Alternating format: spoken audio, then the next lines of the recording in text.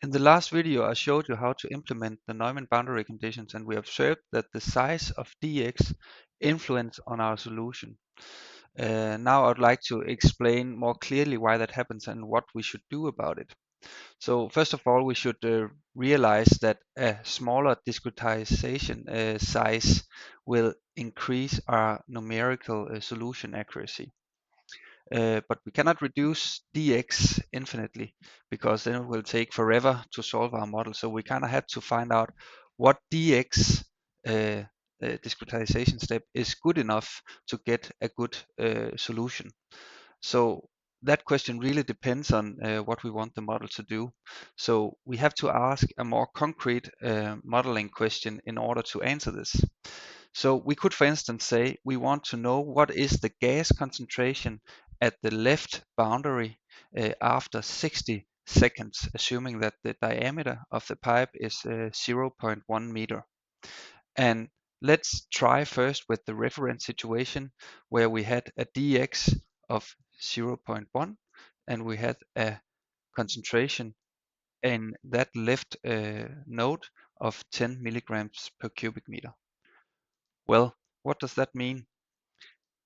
We can look at it like this. So this upper part here, we have our pipe discretized with a dx of 0.1, and we have the nodes here, the ticks, which each represent one ODE. And you can kind of think of it like that each ODE is valid or representing a space that corresponds to this red cell here. So the cell extends halfway towards the next node and halfway towards the previous node. So all the cells here are of the length dx, similar to the distance between the nodes. But in the ends, the end boundary, the boundaries here, we have a smaller cell because there's nothing to the left of the node here, and there's nothing to the right in the other end of the node. So the size of this cell is half of dx divided by 2. So we can imagine that we have a concentration of 10 milligrams per cubic meter in this cell here, which corresponds to the left boundary node. And if we have Neumann condition with zero flux in both ends, this gas will distribute by means of distribution over time so that we have an equal concentration in all the nodes. So let's calculate how much mass this actually corresponds to if we have a concentration in this cell. Okay, so we can do this easily in Python by saying, okay, we have 10 milligrams per cubic meter, so 10, and we have it in the length of 0.1 divided by 2.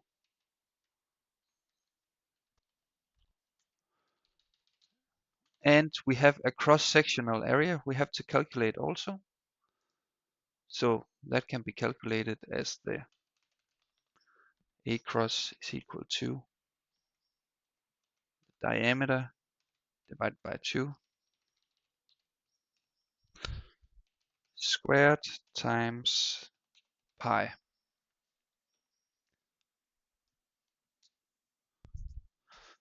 And if we multiply by A cross here,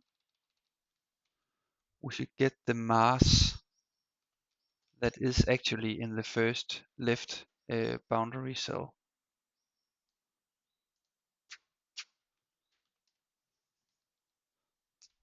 Okay, so we have a M0 of this in the first boundary cell.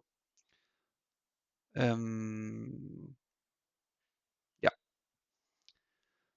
so 0.004 milligrams.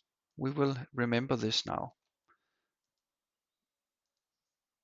If you then think that we are going to change the dx to 0.01 and we want to test if this dx is a better step size, it most certainly is, but does it really matter and do we have to do it? Then we have still, if we used a concentration of 10 milligrams per cubic meter here, it would be a very small step size here, so it will distribute over the 100 nodes here, and therefore we would get a smaller concentration once it's distributed compared to the previous where we had a dx of 0.1. So instead we will say, okay, we calculated how much mass was up here. That was 0.004. We have to put the same mass into this model down here, but into a smaller cell down here. So what should the concentration then be if we change dx to 0.01? Well, here we actually have the formula. So that would be C0. And we then just isolate C0 in this equation. So C0 will actually be equal to this.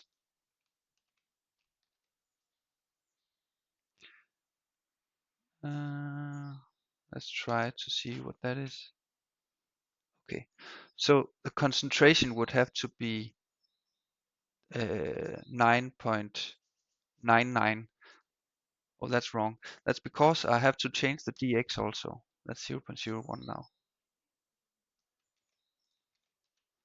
So we need to use a concentration of 100 in the left boundary now. Okay, so we will change our function a bit. We will try to use different dx's and simulate what works best. So we will make an array of different dx's. We will try from this.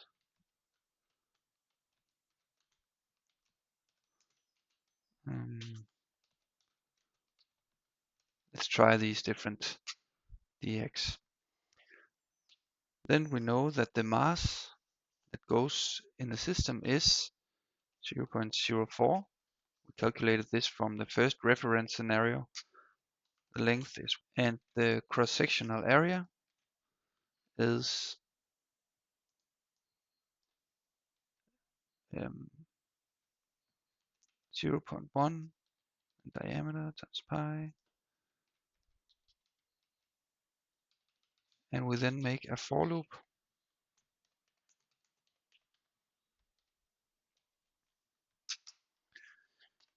So in each loop we have to determine what is the grid size. That will depend on dx, of course. So we make an NP arrange like this. Now we have to determine the concentration, and we first make our array with NP zeros.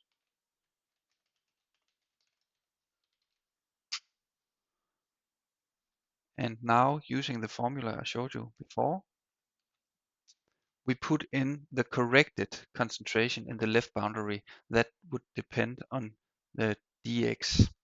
So that would be m0 divided by dx divided by 2, because it's the cell is half of the size in the left and the right boundaries.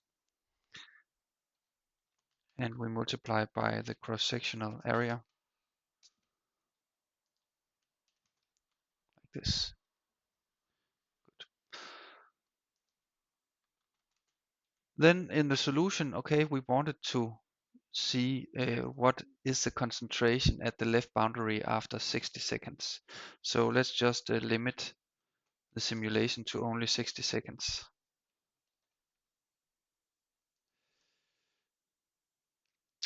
And we will make a plot down here. For each dx, we will plot the concentration over time at the left boundary. So the left boundary, that would be index 0. We will add a label so we can see what's what. The label will be dx in this loop.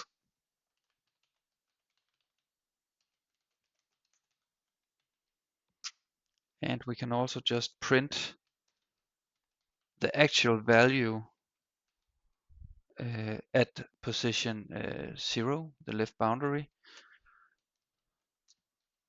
and we would like to know the value at the last time, and the last time will be 60 seconds. So that is what we are after.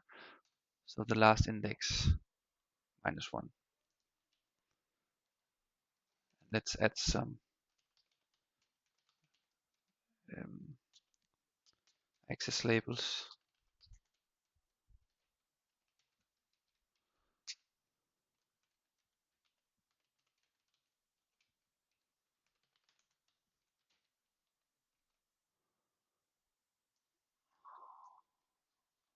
Okay, so we will remove this now because that's defined inside the for loop now. And tmax xgrid.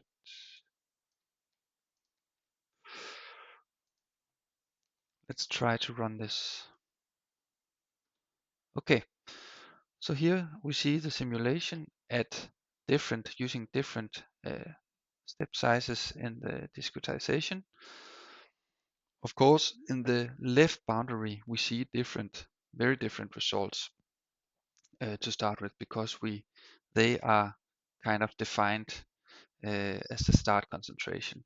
But we want to know what is the difference in the results after 60 seconds using these different discretization sizes. And then we have to look out here after 60 seconds, and we can see that a lot of them actually fall into the same area. So they seem to be performing equally well, except the discretization type of 0.5, which is not very good here. We can also look at the printed values here. So this value would correspond to the first discretization size, that would be 0.05. And then we see that the value changes a little if we increase it, and then it increases even more and more.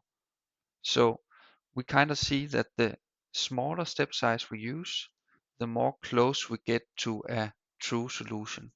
So maybe it is actually okay that you have used this step size if you want to know what is the concentration after 60 seconds, because that is almost the same value as if you used the discretization size of 0.05. So in this case, I would say that 0.02 is good enough to get an accurate answer. But what if we wanted, for instance, to know, let's see, what if we wanted to know the concentration after 10 seconds? Well, then we might have to increase or decrease our dx even more and go down to 0.01 to get a fairly accurate solution. So that would be around here, where we see that 0.01 is almost equal to the one with 0.005, but 0.02 is a little above. Okay,